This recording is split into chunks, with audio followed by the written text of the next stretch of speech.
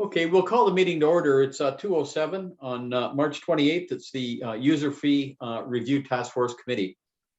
Has the roll been taken? The roll's been taken. Thank you. I'd like to remind the task force staff and our viewing public of the electronic participation policy for virtual meetings. Staff and delegates are reminded to keep their video and microphones off until requested by the chair. Further, in the event of a connection service interruption occurs that affects quorum, we may recess the meeting for up to 15 minutes to regain quorum. And if quorum is not achieved, the meeting will be adjourned. All rules for delegations under the city's procedural bylaw continued to apply. The full corporate policy 50 regarding electronic virtual meetings is available online to review. Having said that, are there any declarations of conflict of interest? Seeing none, there are no presentations or delegations. We have one item for consideration. Could I get a mover and a seconder to put it on the floor? Moved by Councillor Vanderstelt, seconded by Councillor Wall. And mover, could you please read the, do you have the resolution in front of you? I do. If you could read, please. Thank you. 4.1, arena ice rental rates. Financial impact on 2022-221. A, that report 2022-021 arena ice rental rates be received, and B, that staff be directed to consult with arena user groups and gather feedback of an increase to ice rental rates of 5% in addition to any inflationary increase to all arena fees, and report back to the next user fee task force meeting on the feedback received, including a final recommendation on ice rental rates, and C, that staff be directed to review aquatics and fitness rental rates and report back to the next user fee task force meeting. Thank you, Mr. Chair. Thank you, Councillor Vanderstelt. Before we go to questions, perhaps we could get the author of the report to give us just a brief overview.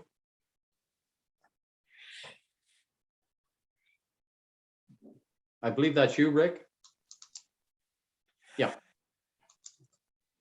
Good afternoon, everybody. Rick Cox, Director of Parks and Facility Services. Thank you for this opportunity, Mr. Chair. So in this user fee report, we've tried hard to capture several things. First, we wanted to capture the existing fee information that we currently have in place. So there's a series of fees that we charge for different types of ICE user groups and different types of time throughout the day or the week. We also tried to capture and present information about the revenues and expenses related to arena operations, specific to ICE operations. Most of the buildings do other things, but we tried to separate out ICE use only. In the case of the Wayne Gretzky Center, we used a square footage calculation to do that. And with the auditorium at Civic and Lions, it was a little bit easier to do. We used the calendar year 2019 for this presentation because that was sort of the last quote unquote normal year. So our revenue and expense information as presented in the report is for calendar 2019. Obviously, since then, there have been a number of changes in the department. There have been changes in personnel. There have been changes in how people have used ICE at these facilities. So it'll take another few months of this year, as well as probably well into next year, before we have a sense of how some of those changes have affected costs. But we're looking forward to getting into a full, quote unquote, normal ICE season starting in the fall. We've also presented some information around the ICE use, the subsidy related to affiliate user groups, and the use of that in the last complete normal season, which was the fall of 2018 through to the August of 2019. So the use information is offset in a time point of view from the revenue and expense information, but there is financial information attached to the use information. And we also presented the 2021 series of uses, just so that there is a bit of comparison between kind of the pre-pandemic and end of pandemic use. there have been some significant changes in how some user groups use that ice. All that to be said, we also provided a bit of information around how Brantford's user fees compare with those of other neighboring municipalities and comparator municipalities. I wouldn't consider Barrie as a neighboring municipality, but it's a comparator that we've used in this process. And what that shows is that as a whole, our fee range is sort of in the middle, a little bit below average, around the mean of our comparator municipalities. It's generally higher than that of our county comparators, being Brant County, Haldimand County, and Norfolk County, and generally a little bit lower than some of our city comparators, Cambridge, Guelph, Barrie, and that kind of thing.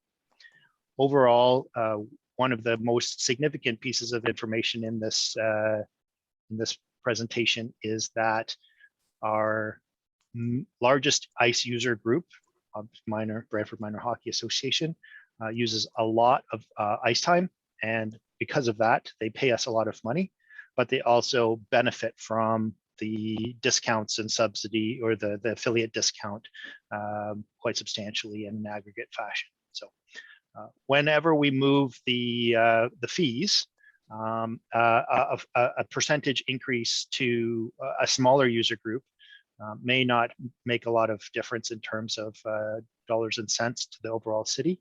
But when you're talking about the number of hours that an organization like Brantford Minor Hockey or Brant Figure Skating uses, a relatively small change in fees can add up substantially to their costs, and therefore to the users that they represent. So it's a complicated situation.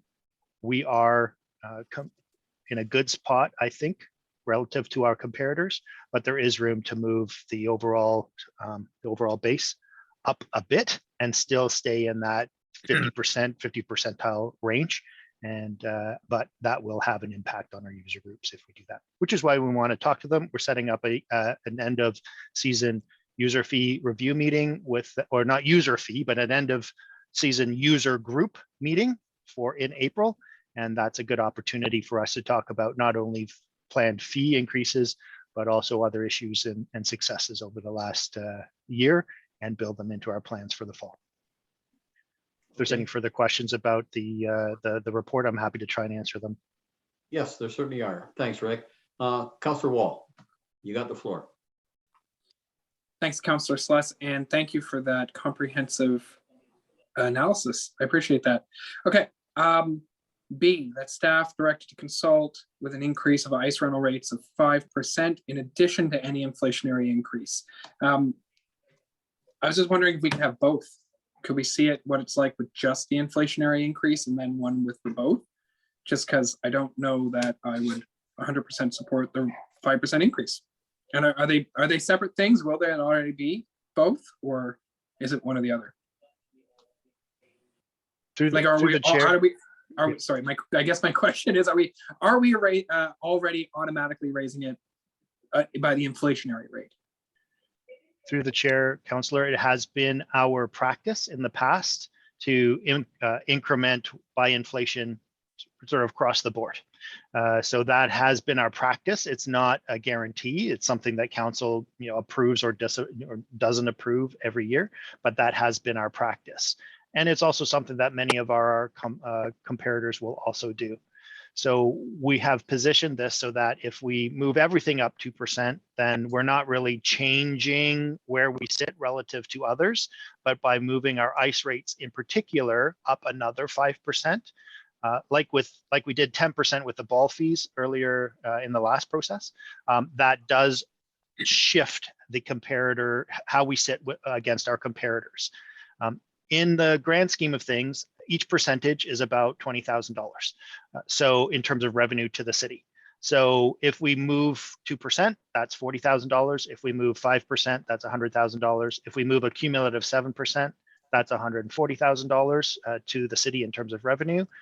The flip side of that is that that comes directly out of our user group's pockets. So there is an impact, and the majority of that shift will come from a few user groups, the largest of those two being Brantford Minor Hockey and Brant Figure Skating. Okay, that's a lot. Okay, so I guess the final question that I would have about it then is when you bring this back to this task force, is it going to be brought back to us in those like packages, or is it going to be just brought back as one main thing? Through the chair, we can bring it back and itemize the different changes and how that each of them would impact. Yeah, so I the- like the idea of seeing an inflation plus like 3%, I think is what you're saying. So 5%, so like a 2% of 5% and 7%. I would like that. Do I need an amendment or anything, or is it just? that we can bring it back that way in the report. Yeah. Thank you. Staff can just take Thank that you. as direction. Yep. Okay, thanks, Counselor Wall. Counselor Vanderstel.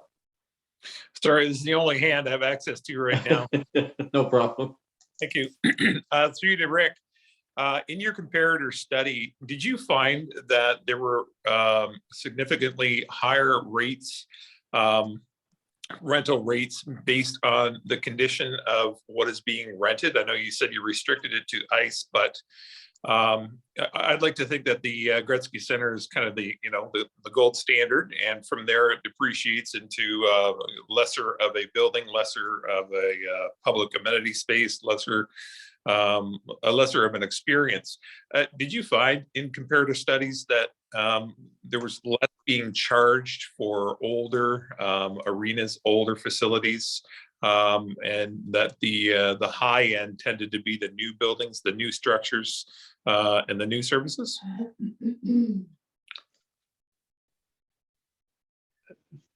Through the chair to the counselor, and Marianne, please step in if I miss something. In general, the highest fees were for, I'll say, privately run operations.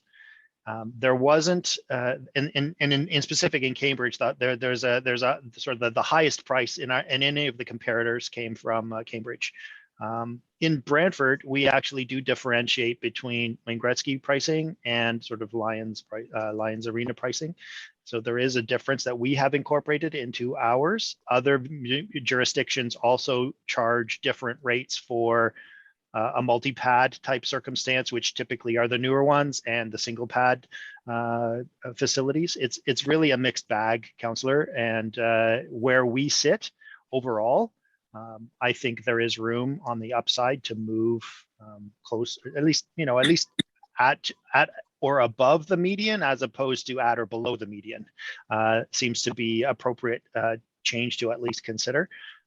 But in general, there are places where not so much new, but larger facilities cost a bit more, and particularly when there's a private partnership involved, there seems to be a higher price point. Okay, thanks. I appreciate that. I look forward to seeing what comes back. I certainly wouldn't want to price any of the user groups out of the, the area, and certainly not the people who are closest to us. So I appreciate the work that went into this so far, and I look forward to hearing what we come back with. Thank you. Thank you, Mr. Thank Chair. you, Councillor Vanderstel. Yep, thank you, Councillor Vanderstel. I've got a couple of questions, Rick. One is, I would tend to think, just going along the line of Councillor Vanderstel, the newer the facility, the cheaper it would be to produce ice because we're dealing with high-tech, more efficient equipment. Would that not be true?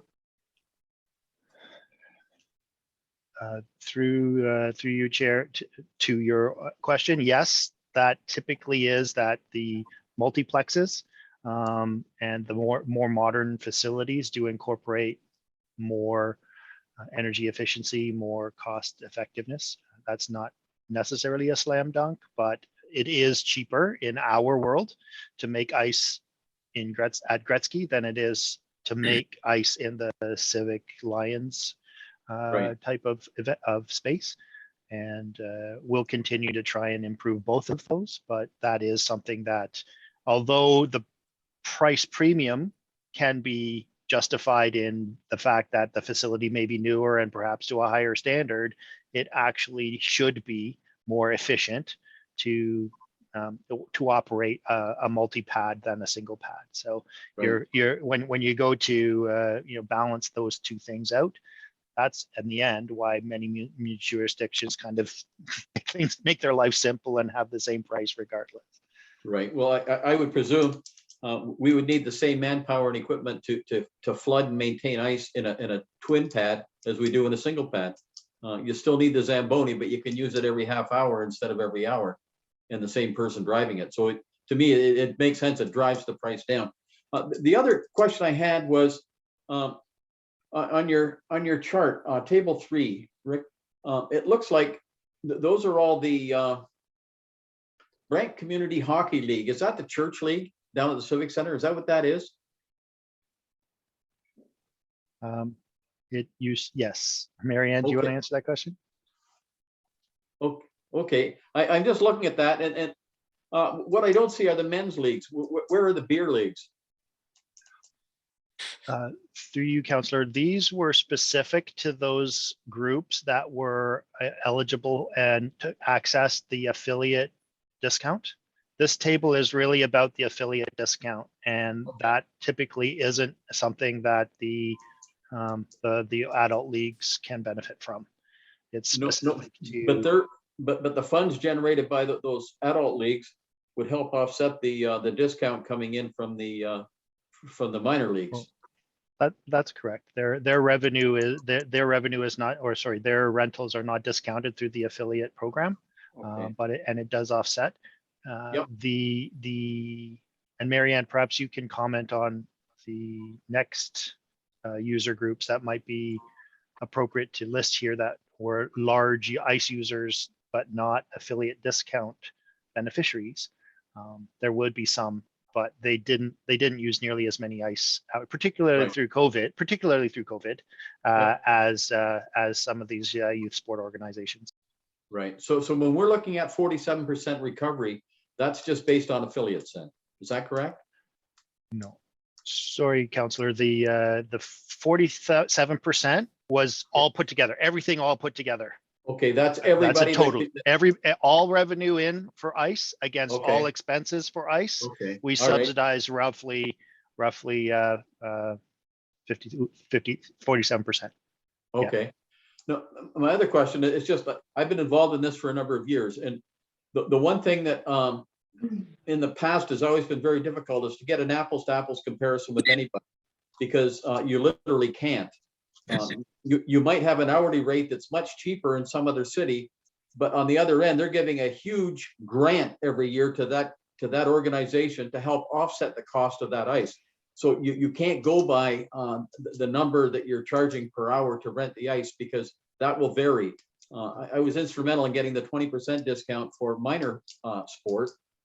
That just cleaned it up and made it a lot easier than giving out grants and then trying to figure it out. And that became a bit of a political nightmare, and it was much cleaner to just give a standard percentage to the user groups, the minor, like the kid groups. So that part makes sense, but other cities will be doing things totally differently. Some might charge an arm and a leg to rent the ice, but give them a huge grant once annually. Yes.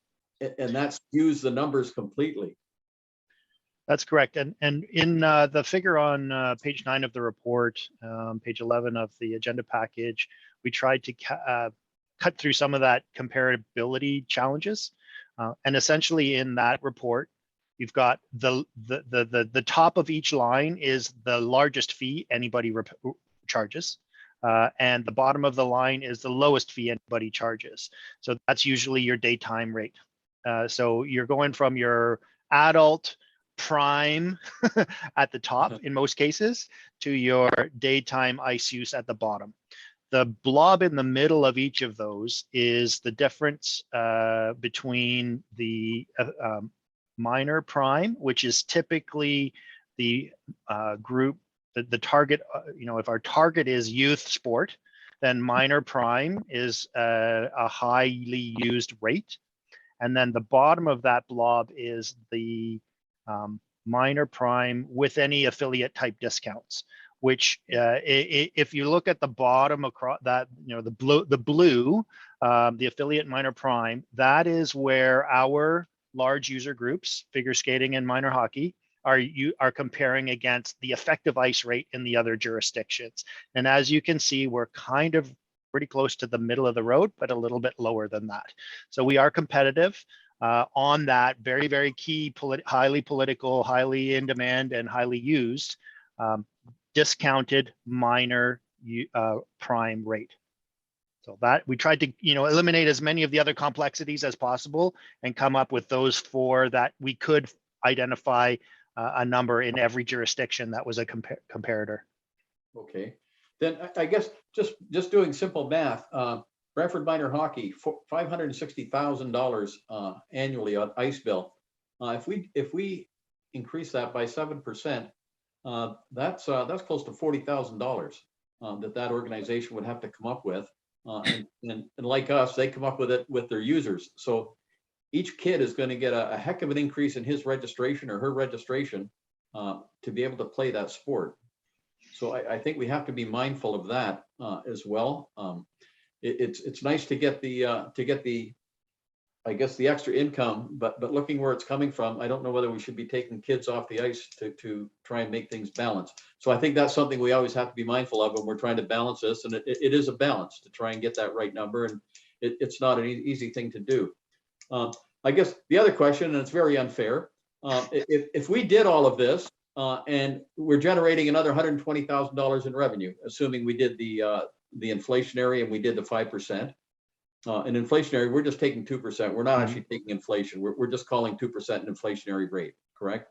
So if we take that 7% and it works out to $20,000 for every 1% we increase the rate, you're looking at $140,000. Can I presume then that on day one of budget, that budget would get reduced by $120,000? There'd be a cut to that budget of $120,000, $140,000. Assume that I'd like to at least be able to use some of it, but you can expect that would positively impact the net subsidy to the taxpayer. That's the purpose of doing this. I'm not sure that every all $140,000 of that would accrue to the benefit, because there are other cost increases that we are experiencing, but the majority of it should. That's the intent here. Is to bring that the target would be to try and get the subsidy from 53 to 50 or to 40, 47, like to flip that so that the net subsidy is, and that's done by raising revenue and reducing costs. So you can see both of those impacting the net impact to the taxpayer in the next budget. Right. Okay. And I guess just finally, I view these types of things when you're dealing, for the most part, with youth. I kind of view it as your school tax. And we all pay school tax, whether we have children in schools or not. And I think this is kind of the same thing. You have every resident kind of chipping in a few dollars so the kids in this city can play things and keep them busy doing good things, as opposed to having time to do bad things. So that's kind of how I view rates when we start dealing with children or dealing with youth groups. But that's a whole philosophy thing, I guess, of my own. But anyway, okay, I appreciate that, Rick. And I guess having said that, we're not approving anything here other than to go out and talk to folks and to bring back another report and authorizing them to have a review of aquatics and fitness. So having said that, are there any further questions to staff? Seeing none, I'll call the question on the what's on the floor. All in favor? Opposed, if any? It's carried. We don't have, I believe, anything. Where are we here? There's consent items, only minutes. Could I get a mover for the consent items? Moved by Councillor Vanderstel, seconded by Councillor Wall. Any errors, omissions on the minutes? Seeing none, all in favor? It's carried. There are no resolutions. There are no notices of motion. So having said that, we are adjourned as a committee. If I can hang on to you, Rick, for 1 sec. Great work, Councillor Sluss. We got through it. Thank you. And thanks for coming, you guys. Appreciate it. Absolutely. Thanks a million. Thank you.